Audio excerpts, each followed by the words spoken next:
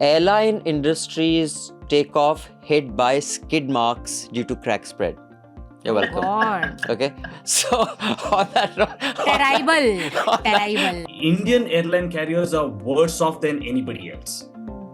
And that's a unique set of policy choices that have been made in India, which makes things much worse. Explain to me the difference why there was no panic, there was no, high tauba when crude had touched $120 a barrel.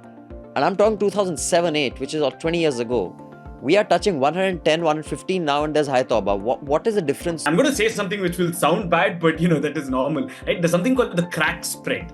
That is the difference between, that is the difference between the ATF fuel prices, which is at the market, and crude oil prices. And the difference is generally for refining. Now, the crack spread around the world has gone up because, where crude oil comes from is also the place where a lot of refining happens. So the last thing, which is probably the most ridiculous policy decision, right? There's something called the import parity pricing. Now, I know that's a mouthful, but what it means, and trust me, it'll seem as absurd as when I say it. Now, India produces more ATF than it consumes, right? We export about half of it. So we produce X, we consume about 50% of it, and we export 50% of it. But that 50% that we consume, we tax it as though it was imported as a finished product. Are elections in West Bengal more heated than anywhere else that you've seen? What I think is unusual this time is that the Election Commission has made it known through an unfortunate tweet that it is keeping an eye more sharp than ever before on the goings-on in West Bengal. I think that, in a way, queered trust. It should not have happened because I have written about it. It is like showing a yellow card to somebody even before the game has commenced. I mean, there's the EC, of course, but then the whole narrative around this election where journalists and prominent organizations were playing up this encounter cop, from Uttar Pradesh. He's an observer. Their job is to observe neutrally. For the media to play it up like an encounter cop is here and he'll see to it, and he's giving the speeches, that we'll see to it. What sort of message are you giving to the people where these elections are being conducted? That encounter cop from UP is here, so watch out. Like, the whole atmosphere around this election was, I think, one of the worst we've witnessed in recent past. And it starts from SIR, I think. I think this kind of environment in which if the Election Commission expresses growing distrust in a set of employees, then it doesn't bode well for the future.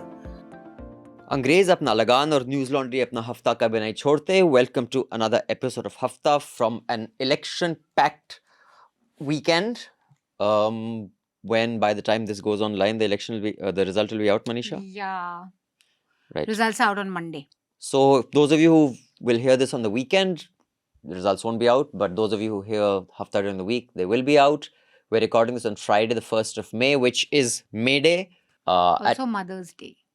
Oh, is it? Which shows the labor that every mother does, unaccounted for. The beauty you get politics, you get current affairs, you get doses of Mamta ka pyar and such things on Hafta. Wait, no, Mother's Day is May 10th. Sorry. But I got a discount offer today from someplace, so then I thought maybe it's today. Okay. And you also get fake news. So, Mother's Day is 10th May. So, but something important that is happening this month, is it is Press Freedom Month, Manisha. Yes. And we have a campaign all month, which I am right now calling Where the Mind is Without Fear campaign, but our social media team and subscription team will decide on the final name, because it is Gurudev's birthday on the 7th of May, next week. And he had said, where the mind is without fear and the head is held high, and his lofty aspirations from the country and from our press. We hope you share those aspirations. We want the mind to be without fear and the head to be held high, and that cannot be happen if journalism and those who question those in power are funded by the allies of those in power. So there's a QR code flashing. Please contribute. In financial year 25-26, I'd just like to let you know, our subscription revenue actually dropped by 1.8%. Now, I understand 24 was the election year, general election, so most of you are more excited about news and politics, and therefore many of you would have subscribed and contributed. And I guess in the non-election year, you said, "Theek hai, mood chala gaya," but for us, election year, non-election year makes no difference. We have to stay at it. And instead of more people subscribing, if it goes down even by 1.5% in a year, it is very troubling for us. So scan this QR code if you haven't already. If you can, upgrade your subscription. If you can get a friend or relative to subscribe, there is a link in the show notes as well. You can use the link or you can use the QR code. But in this Press Freedom Month, let us hark back. Is that the correct usage of the word hark? Yes. To Gurudev's aspirations of where the mind is without fear and the head is held high. And our mind is without fear and our head is held high because you support our journalism, not because sarkari ads or corporate ads support it. So just take a moment, think about that. Take a screenshot of this QR code, share it with your friends and relatives. Just get one more person in your social circle to subscribe, and you'd be shocked to see the kind of impact that has. Don't underestimate what you can do.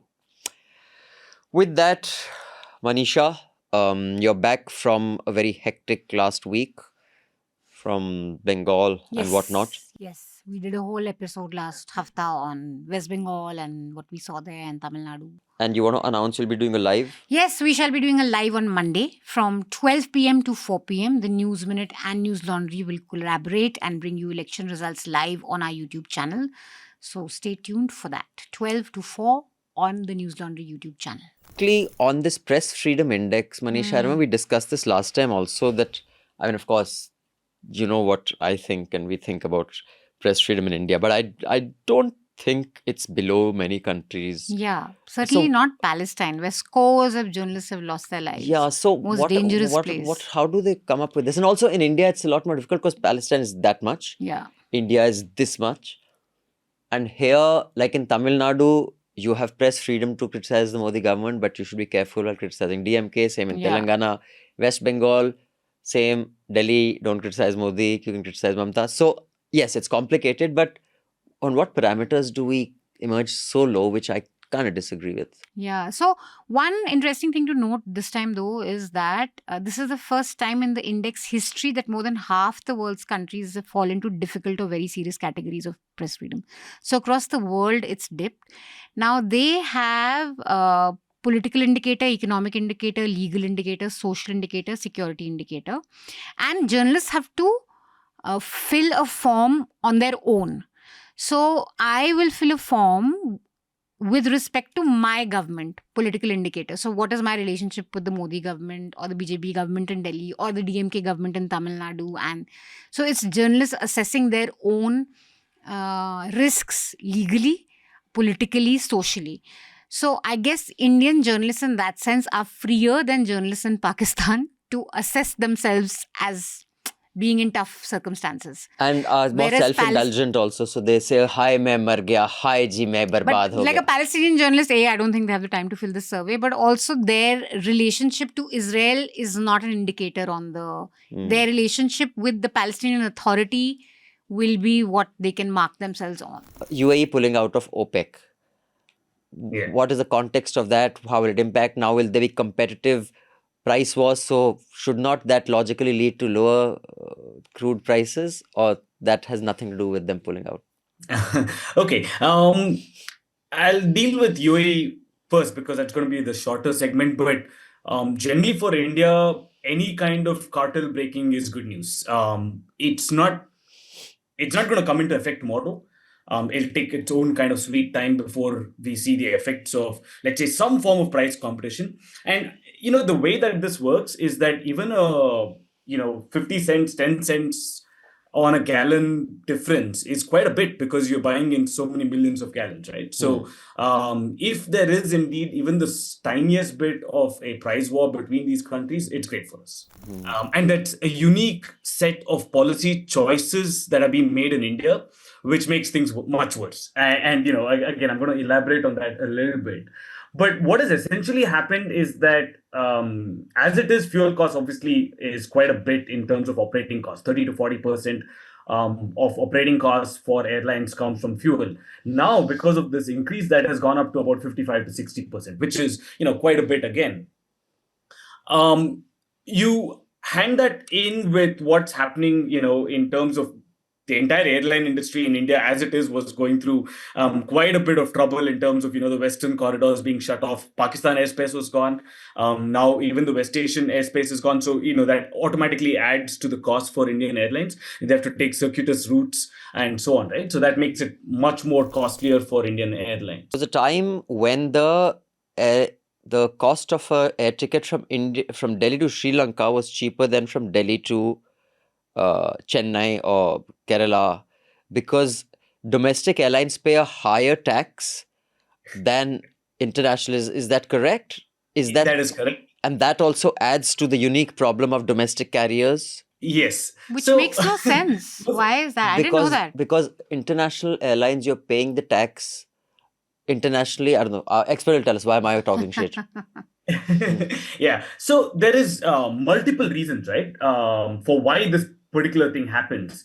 One is generally the Indian tax structure is, as you could imagine, one of the worst in the world. It's the most extractive, it's the most rapacious that you could think of. Yeah, we pay 18% GST on our subscriber revenue, whereas there are others in the news industry who are paying 5%. Just FYI. Yeah. And that is a direct consequence. I mean, I don't want to get sidetracked into all of this, but that's a direct consequence of the largesse that the Indian government wants to have in terms of, I mean, they call it under welfare, but, how much of welfare actually reaches is a different question. But the inefficiencies of the government at all aspects is what leads to the idea that they have to now extract tax from those who are willing to pay it, right? And the airline industry is no different. So we have, for example, something which is an ad valorem tax as against a flat tax rate. So around the world, in the US, for example, there's a flat X number of cents per dollar as a tax rate. Whereas in India, it's 11% this thing. So whenever you make it as a percentage, whenever the fuel now prices go up, or automatically the tax revenue as well goes up. So it's not a flat rate. What do you think of the conduct of the Election Commission in the Bengal election? If it is polite to answer that question, I know Dr. Qureshi in the past, in my first few interviews, he says, I will not comment. But my last few interviews, he had thrown all that politeness to the wind. He says, I have to comment because it's so bad. So where are you on that? Well, thanks, Abhinandan. I think to answer your specific question on the scenario in West Bengal after the polling is over, I think it is normal to expect that there will be a lot of tension, especially if the election is so fiercely contested, and all kinds of allegations, counter allegations will fly. So it is not uncommon to expect this atmosphere. It is also not uncommon now to see political parties actually guarding the strong rooms where the EVMs are kept. And it is good for democracy that they also discharge their part of the responsibility in maintaining a strict vigil. I think all these are good signs. And whenever there are complaints of this nature, of tampering or the video cameras being shut off, the lights being shut off, these complaints have been heard in the past. But Election Commission is obliged to immediately respond to these complaints and clarify the matter to the best of its knowledge and ability. Because keeping quiet is not an option in these matters. This perception that it's the left that had this legacy of kind of making sure that elections aren't as free and fair as they should be. TMC inherited that, and now BJP is kind of strong arming their way through this tradition that is of the left and TMC. To your mind, Are they that unusual compared to any other state, West Bengal? And given this time's SIR, do you think it's more heightened, the sense of suspicion, the sense of feeling that many people have that, their vote, the ECs actually played a role of disenfranchising them rather than including them in the process? West Bengal, unfortunately, has had a history, however distant it might be, of violence. And I know personally, because way back in 1999, when the general elections took place, I did a duty in West Bengal as an observer. I was in Shiuri, which is Birbhum. And there I could find both kinds of behavior. One is that there would be passions aroused and a lot of tension. Necessarily, that tension would not lead to violence, but then it kept everybody on the tenterhooks. The second phenomena which you would observe, or at least I observed in West Bengal, was that even if there is no visible tension, there could be a lot of unfair things going on. So that would mean that there is some kind of forceful, silent control exercised by some political party over the electors, which would prevent them either from coming to the booth or exercising their right freely. Manisha, Election Commission, to the best of my understanding and belief, takes extra care not to appoint officers who are either controversial or facing inquiry or who have any kind of charge attached against them, even if it is not proven. Because they avoid putting officers who are controversial so that the chances of a new controversy is minimized. So, in fact, I can share with you something which we observed. I observed several times when I used to do observer duty that Election Commission would also keep an eye on the observers themselves. I have known Raghu since I was 18. His wife, Meeta Rai, is like a sister to me. So we're close family friends. So I had first met him then. And he was an amazing man in so many ways. And I was blown away because I was just 18. And at that time, he must have been, I don't know, 45, 50. I'm not sure how old he was at that time. If he was 83 now, and 32 years ago, he'd be 51. So he'd be my age when I met him. My God, okay. So he was, I as an 18-year-old was amazed at how young he was. And I remember there was a family wedding. He used to have these two cameras in his neck, one with the long lens, one with the short lens. And he'd keep clicking. He had an amazing sense of humor. He had an extremely typically Punjabi sense of humor. And my last interaction with him was just, I think, maybe 8-9 weeks back. Madhu Trehan had a dinner at her place and Meeta ji and Raghu were there. And he was trying to convince her to get married. And in Punjabi, I was saying, Nikku, tu shadi kar le, when you become old. He used to talk a lot to me in Punjabi. Because his photographs really make you love India, It has that really romantic quality. Especially the black and whites that he did from Old Delhi, I would routinely look at them. And we have this beautiful little 6-minute video that you and Madhu shot at the Not in My Name protest. This was one of the first protests after the lynching of Junaid. And I think this was 2017. Bunch of lynchings back then still made front page news, and they did really trouble us. And Jantar Mantar, there was this protest that was organized, and it was so lively, that protest. I remember meeting everyone like Raghu Rai, Vinod Dua, so many journalists. Everyone had come. Ravish was also there. We were covering it, and it's you see that secularism come out when Madhu asks him, that why are you here, and he just says, I love my country, and I may not as much as Arnab, but I love it, from my heart, and I think everyone should come out. Raghu, Why are you here? Why am I here? I mean, not in my name. That's the point. Because I love my country, but maybe not as much as Arnav loves. But I love my country from my heart. And it's a really pretty beautiful, soft moment which you should. बस मुफ्त में इतना ही मिलेगा. For the full uncut podcast, subscribe to News Laundry and pay to keep news free. The best way to listen to the Hafta and indeed all our podcasts is through the News Laundry app. You can download the app by clicking on the links given in the show notes. So do download our app and get the best podcast experience. And also pay for news and support a new news media ecosystem that News Laundry is trying to encourage, where we are accountable to you because we run on contributions that you make.